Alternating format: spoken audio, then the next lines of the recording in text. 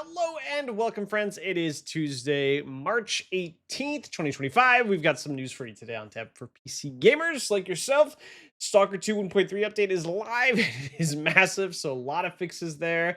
Half-Life 2 RTX Demo is out, and Last Epoch Season 2 is delayed. Let's talk about that and more today. Stalker 2 fans, rejoice! You have now access to Update 1.3 with over 1,200 changes to the game, which is pretty insane.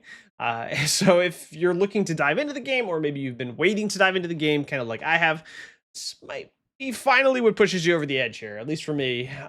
They've also been addressing the big thing that I've been kind of talking about, or at least in a minor way, to the A Life system, which is really one of the cool things about the original Stalker, that there was all these things happening in the background. And apparently it was a little it was having issues, we'll say, at launch, according to the developers themselves. So nice to see some improvements there.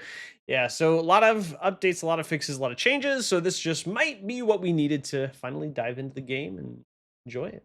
Oh my, it's Half-Life 2 RTX on Steam, now released today, a demo version. I believe that gives you access to Raven Home as well as Nova Prospect, which is pretty cool. Those are two really, Raven Home is a classic. I fondly remember that when I played it.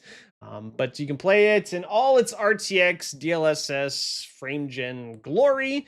So it is free as long as you already have a Half-Life 2. Uh, man, it is tempting to want to go back and play. I might wait for the full release to get my hands on it and really dig into it.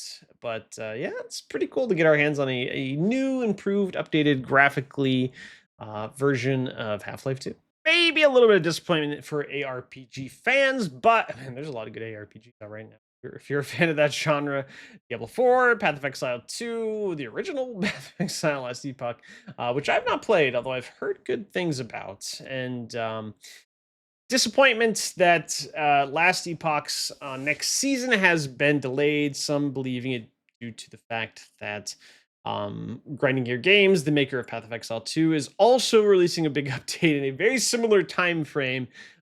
So I think this is a good thing overall. Obviously, maybe gives them a little more time to work on whatever they want to, work on. But also, I don't think it's a bad thing to have like some separations between Diablo 4 seasons, Path of Exile 2 seasons, and Last Epoch seasons, especially if you're a big ARPG fan. Because really, if you like all these games, and by all accounts, I think all these games are good in their own ways.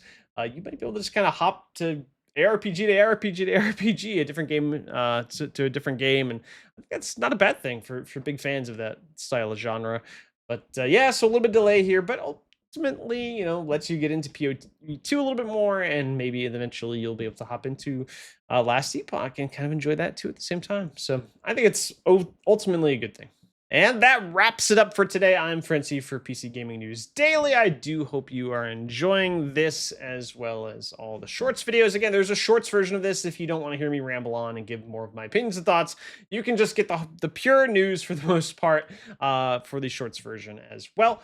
But yeah, that's it. If you are enjoying this, please share this with your friends. Tell them to subscribe, like, comment. I've been having a fun time doing this, so I hope you've been getting some enjoyment out of it. But that'll wrap it up for today. Thanks so much for watching, and as always, I'll see you next time.